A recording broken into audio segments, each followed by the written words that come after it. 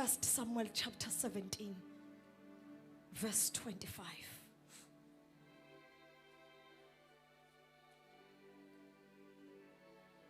Ngenxa isikhathi bangcwele sizokweqa amanye amavesi. 1 Samuel chapter 17, verse 25.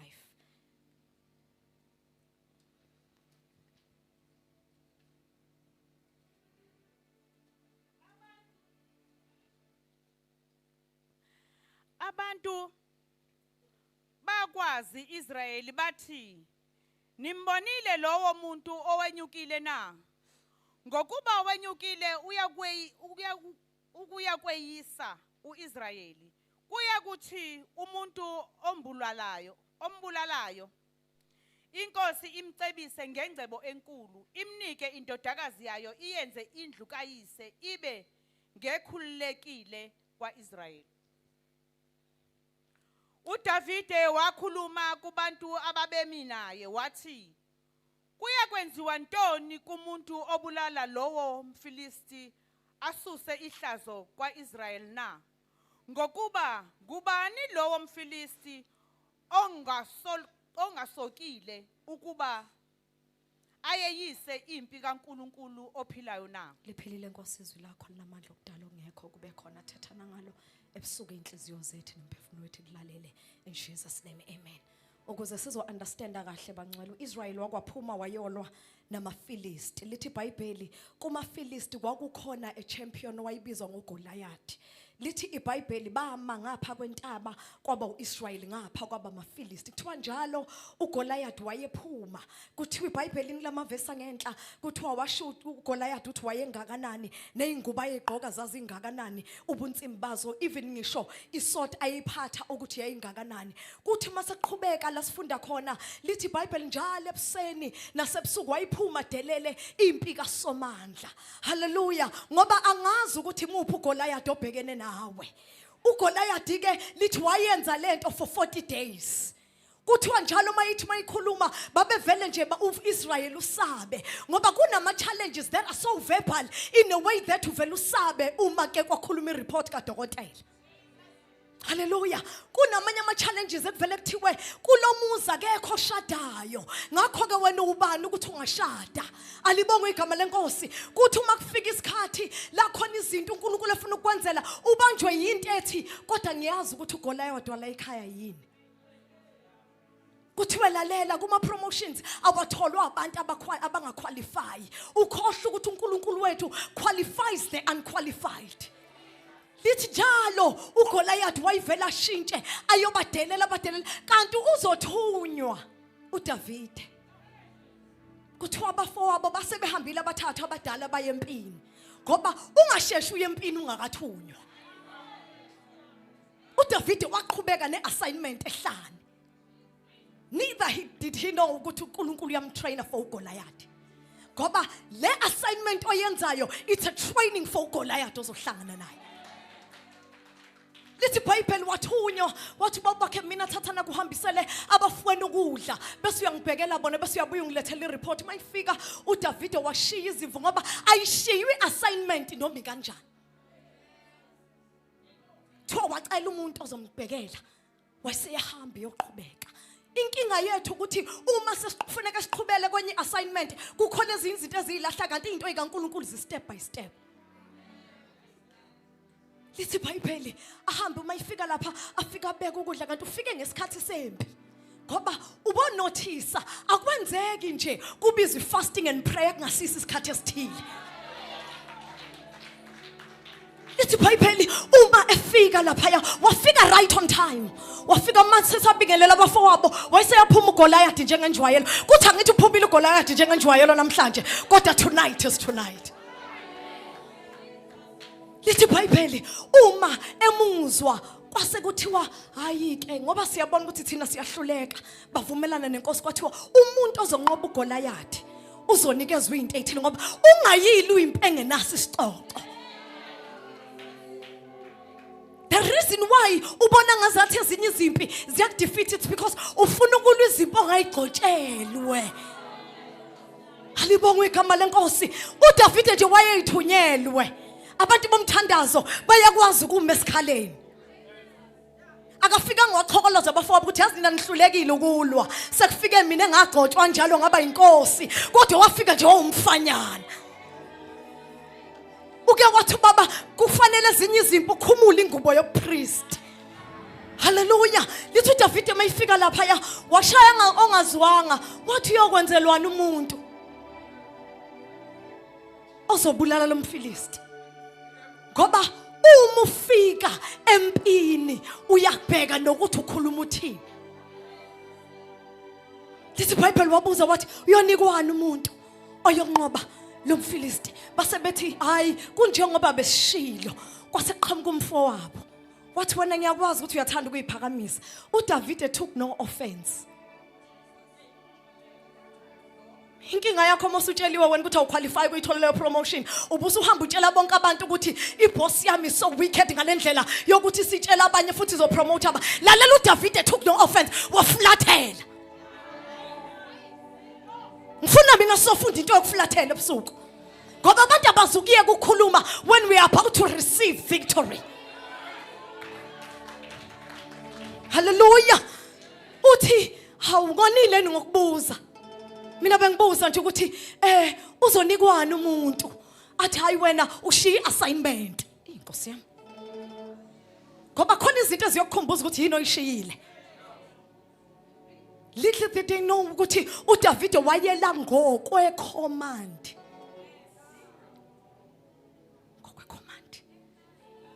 Ngokwecommand.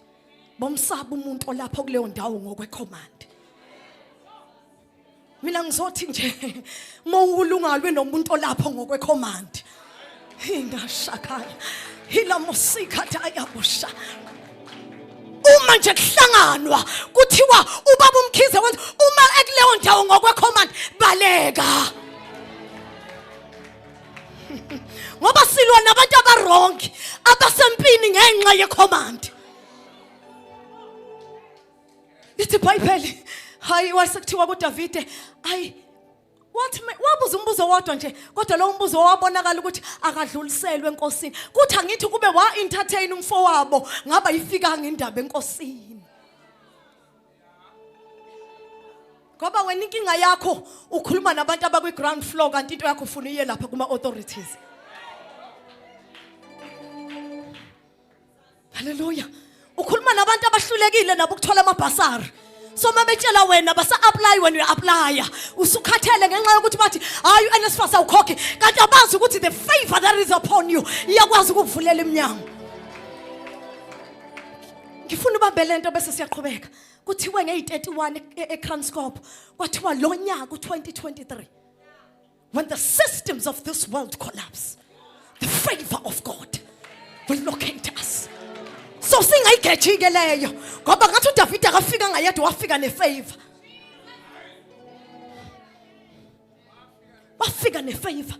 Leyenza ukuthi noma azi ukuthi abafowabo bake bakreliswa uphondo lavelela nqaba ngamafutha kodwa mayisefika zobheka noGoliath what another strategy ngizomflathela umfowethu. Inkinga wena ufuna ukuveza ukuthi ungakwazi ukwenza. Futhi usutshele nabantu ukuthi yabona nje enkonzweni ngoba sikuyi fasting nje hayi zikhala ngempela.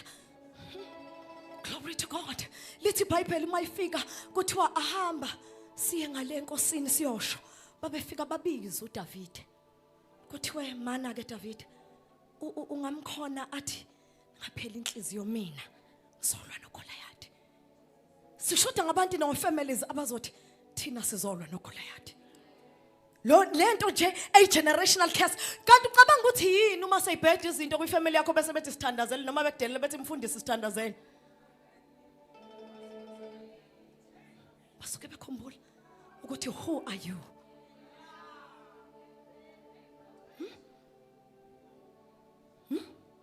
Kuthiwa phela wena uhlala uyesontena awuzame phela uma bengatholanga kuma interviews awuzame phela awunoma ngalithinta nje iphepha bese ngiyalihambisa bayazi ukuthi who are you?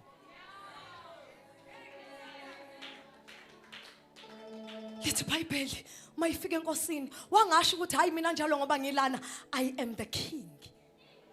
Ngoba uDavid wayigcotshela ubukhosi. wathi kulungile ngibhekeni ngendlela eningibheka ngayo. Ngibheke nje nithi umfana omncane omuhle. Ngoba bavumele bathi uyintombazanyana. Uma ku decide kuthiwa kuyolandwa inyanga ungalandwa kodwa mhla inyanga engasewenzanga umsebenzi sekuthiwa beqhubeka bafa abantu ekhaya kuthiwa sike silandele umthandazo bese uyavela.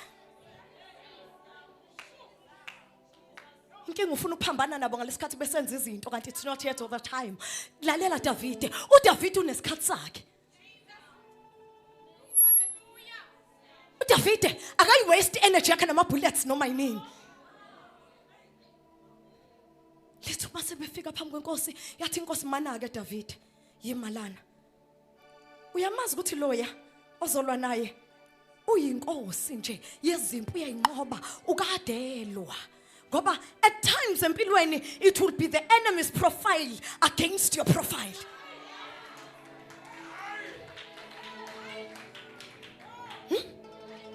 Wathiwa loya kadelwa lalela mfana umncane lalela sekuyi discouragement yesibili kuDavide kodwa wangapheli moya.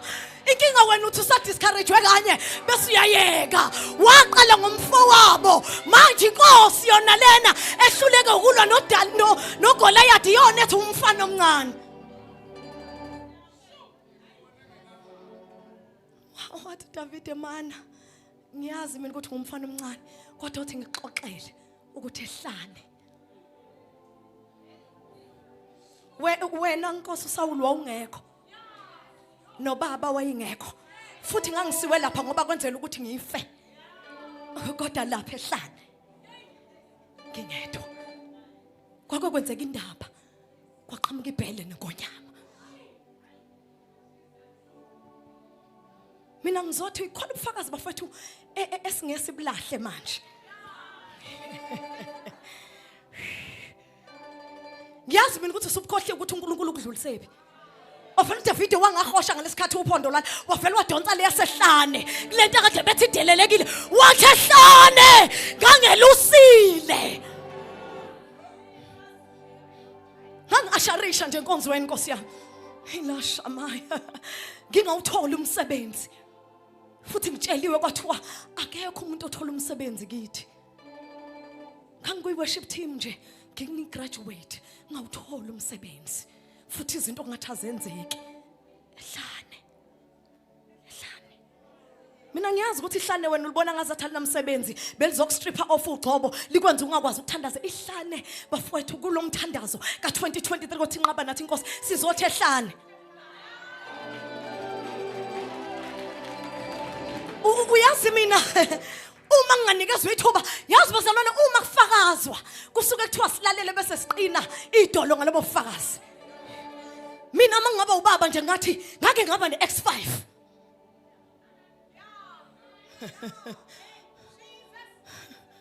ngihamba emgwaqeni wangabavimba abantu ababezoqeda ngami badubula kodwa ngaphuma ngiphila. Ngakho whatever that I go through manje it doesn't have a power. Uyazi ukuthi mina mangaba umama ungwanya nje ngiqinwe izinto ngavele ngithi ngangiphume emshadweni Shamaya ngiphakathi no freeway imoto yenza into engingayazi ngihamba nabazalwane sasingangena ehlazweni kodwa wanqaba Ehlane ushata pasoko uramataya khosha elami Ehlane lithi ngangizolahlekelwa yikho konke la sukadaya. Kubhaliwe isemanise lithi uzoluza ingane uphinde uluze umuzi. Ehlane nakalokho ngisenomuzi. Glory Ehlane shota pasuya uyakasuta manje. Yazi ukuthi mina mangingaba yiloya sisi ngingathi ngake ngaye esibhedlela kwathiwa ngine cancer. God, look at me now. Ayisekho inkinga uyalikhohlwa Ehlane. Davide isikhathi sokudonsa Ehlane manje. Isikhathi sokudonsa Ehlane manje. Manje isikhathi sokudonsa Ehlane. Ulashika. Ngoba uSawuli ukuze kunikeze access yokuyolwa noGoliath, kufuneka udonsele yanto noma wayengekho. Ulashika. Ukuthi inkinga sivele sidonsela ubufakazi obenzeke kukhona abantu.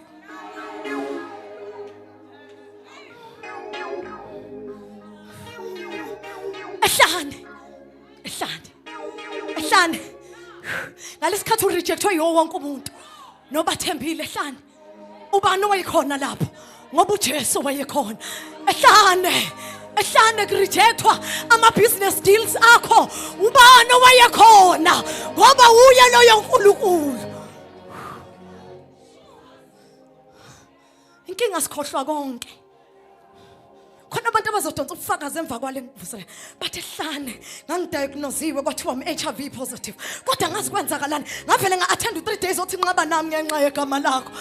Ushana haya khosaya. Hila montorobo sikhatha. Hey Jesu. Lithi iBhayibheli. uDavide bese ebulanda ubufakazi. Athi loyo uNkulunkulu. Ukuthi izimpu zenza zibe personal. Ufuna zilwe nawe kanti you are not strong enough.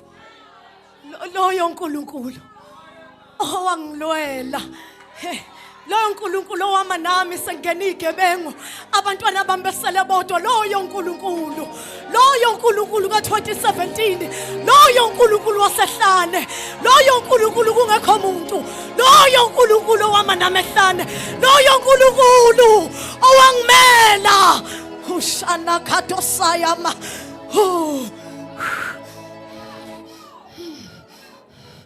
Yazi inenzi ukuthi ungakwazi ukumbiza ngoba wayengeyedwa.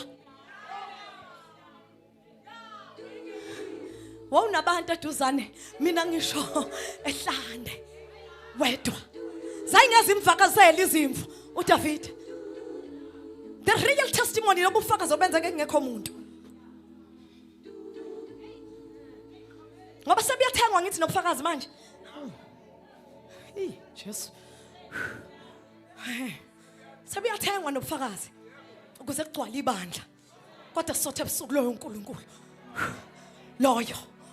Loyo sasingekho kodwa loyo uNkulunkulu. Loyo wakhe Ehlane ungathathwa. Hey lamasha.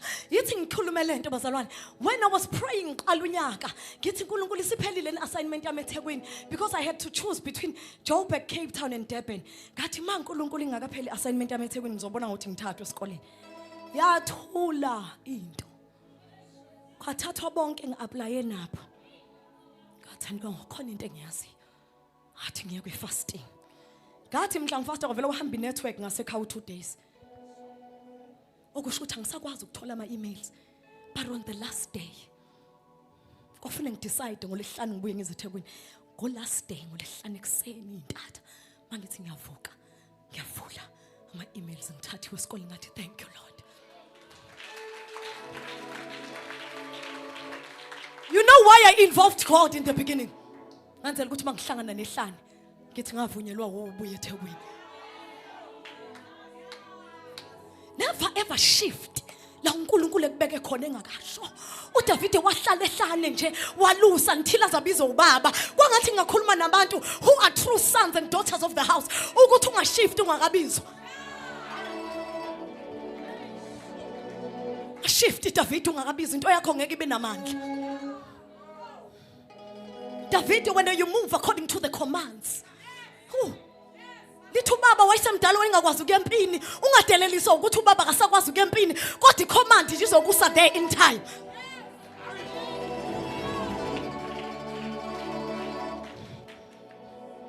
Lithi umayethi wathi mina ngiyacela. Yathi inkosi hayi mana ke David awugqoke lezi ngoba yayazi ukuthi lezi ezempi. Yamgqokisa ingubo zakhe. Never ever fight with somebody else's weapon.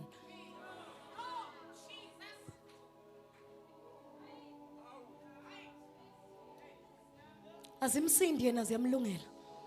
Lithi uDavid wayigqoka wasethu ukuhamba hamba. Wes ukuthi ayi no.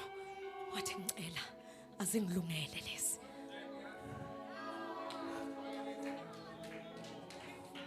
Ngalwi. Ya weapon. wabheka ukuthi uDavid uzithembeni ngoba naye inkosi wayisedlula nje wacosha amatshe awu5 wangayishiya induku your rod and your staff they comfort me. Wathi hayi le nduku noma ingabonakala ngathi ayinamsebenzi kodwa kumahubo ngizobhala ngayo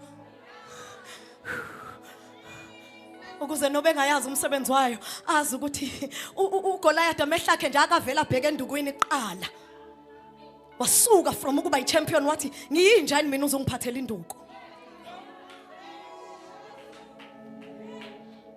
lithi wacosha amatshe awu5 anginankinga ukuthi apresenta namali kodwa nansi into engiyishoyo mina ebusuku amatshe awu5 ngathi wacosha umthandazo sikhwameni sokwelusa wathi indumiso sikhwameni sokwelusa favor awusali sacrifice awusali umnashamaya wathi bamnqoba ngegazi lewundlu nangobufakazi wathi testimony angazi ukuthi uphethe liphitshe ebusuku kodwa namhlanje ebusuku mhlawumbe it's your sacrifice kodwa namhlanje ebusuku lalela Goliath lalela ulaba yakhosatha ngenxa yegama lakho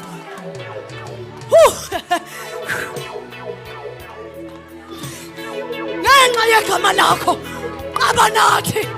qabanathi usatha yakhosai unahaya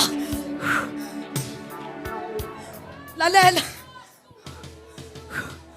wathi mayiphuma nje uGoliath wathi hawu uwe kanti mina bengithi ngilindele indoda enkulu wathi lalela Goliath wena uza kimi ngomkhonto kodwa mina uza ngegama lingaphezulu kwawo wonke amagama inkinga uza ngegama leboss yakho ayithembile ukuthi uzokufaka kanti siza ngegama lalela igama lidirect itshe ukuthi liqonde ngqo ebuzini lika Goliath phosatha phaya khosane hilama yakho satha phaya khos unasukhathaya ni mahasuya wow ngenxa yegama wathi our weapons are not carnal but they are mighty in God to destroy and to demolish.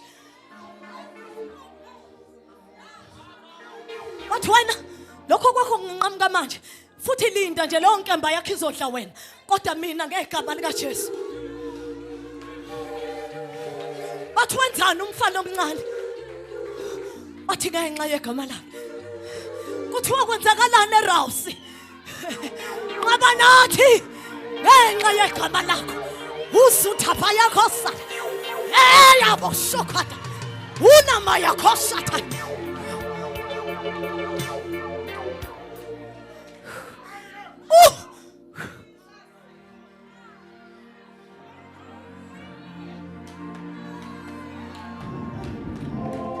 Goliath obulala yonke ifamily yakho tonight is the night Hosanna hayra khosai the devil will pay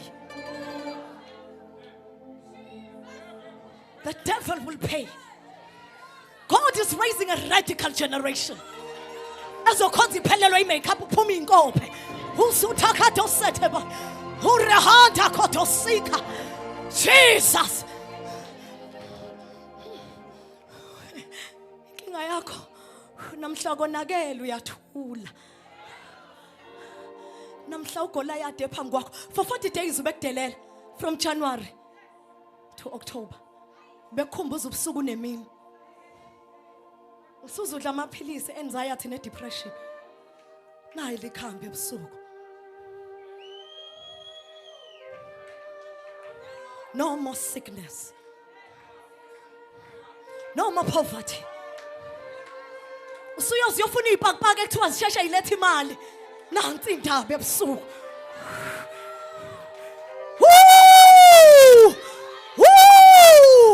Jesus unasikaya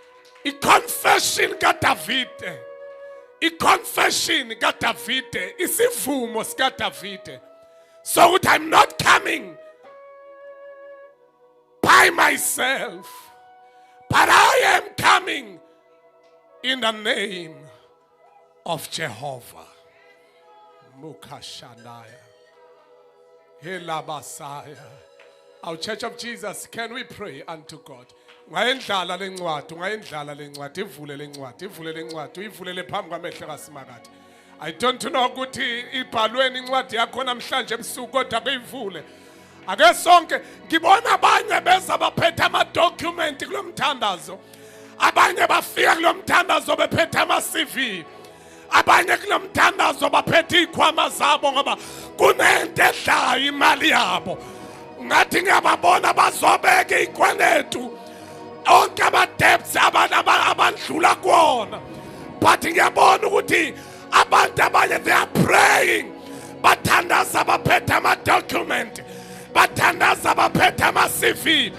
But Jehovah, not by my name, but yenzela igama lakho. Yenzela igama lakho. Yenzela igama lakho Jehovah, yenzela igama lakho. Ake sithandaze sonke endlini.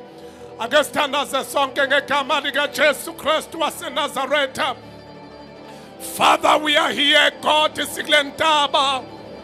Baba wethu namandla onke sewukhulume nathi namhlanje. Wathi uDavide kunezimpa inqoba abantu bengaboni. uNkulunkulu wasehlane, uNkulunkulu wasekusithekeni, uNkulunkulu onqobe wasinqobela abantu bengekho, uNkulunkulu osivusa nosinqobela naphambi kwabantu. Abantu bahlekile, abantu bakhulume kabi ngamagama ethu, abantu bahlekile ngokwezigodi zethunzi lokufa esendlula kuzo. Kodwa namhlanje sizoneka, sizobeka, sizovula nayo incwadi uSathana sibhalele yona ngegama lika Jesu.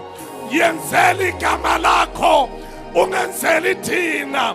Yenzela igama lakho ukuba ungabe nathi, ukuba ungavumi nathi.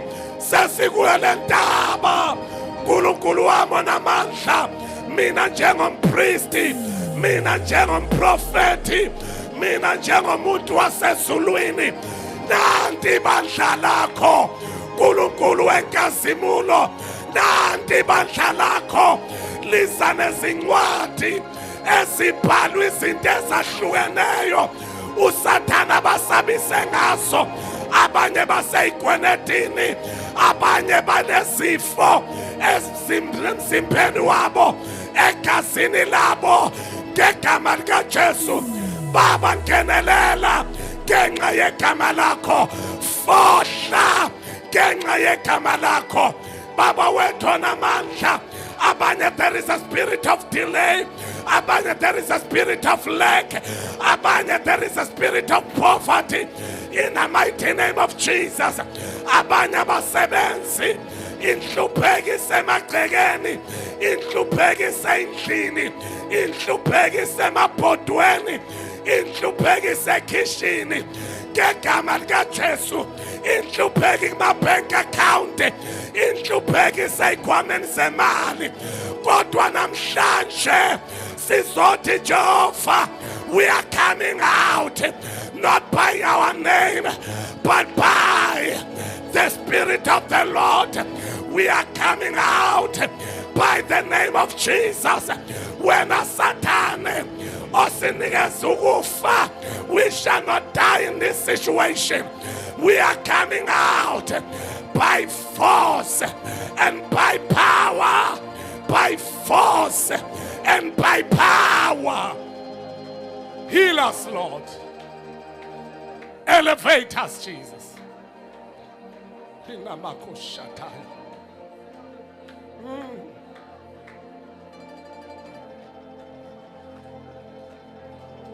Moya ngcwele, moya ngcwele, moya ngcwele, moya ngcwele. for lemzuzu encane bazalwane sele. Don't ungayiditivate right now. I know ukuthi sekulentaba sekuyi-fasting, but right now,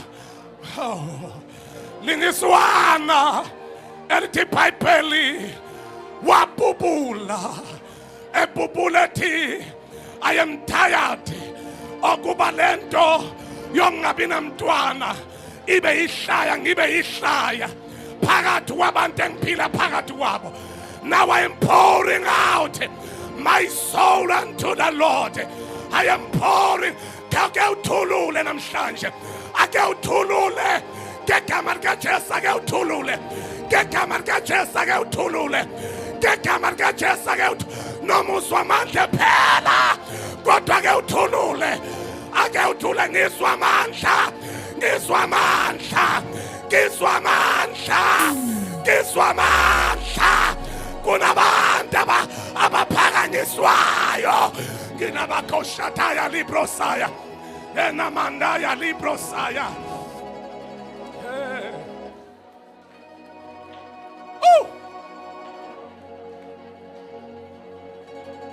Hallelujah. Hallelujah. Na.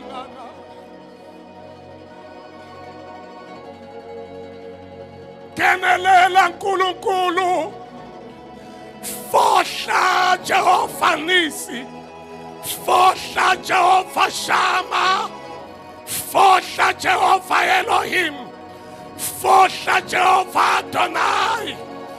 Fohla Jehova ndoda yempi.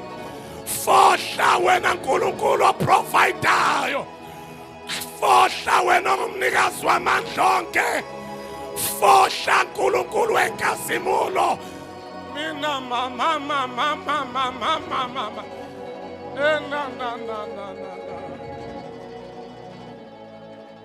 We love you, Lord. We adore you, Lord. We lay our life before your throne. Oh, we love you, Lord. Hallelujah. We adore you, Lord. We lay our life before your throne. Hallelujah. We love you, Lord. We adore you, Lord. We lay our life before your throne. Woo!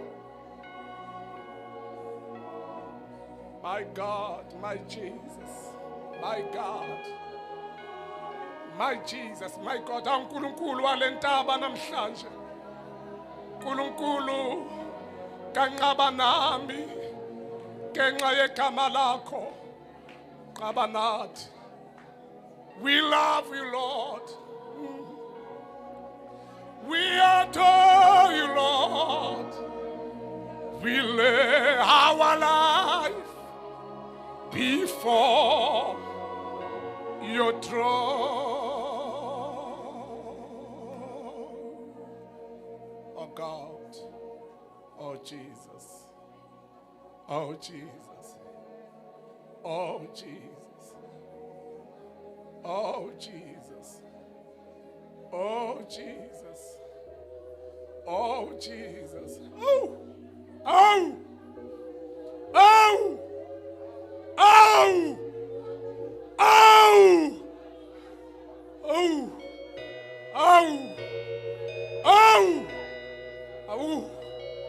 Hey!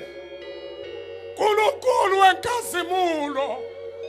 Moya ngcwele. Inamako shanaya hena ya libro saya.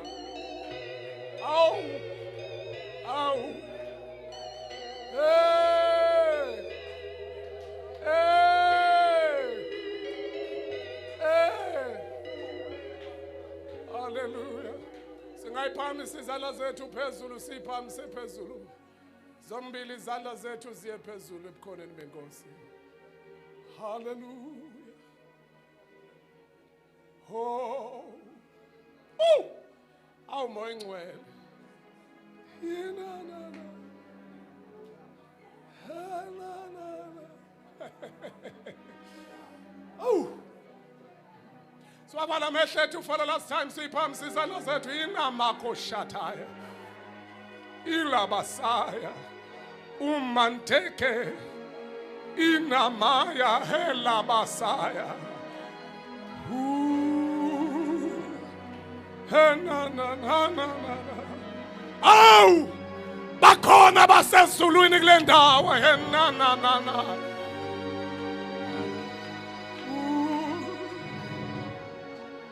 Na na.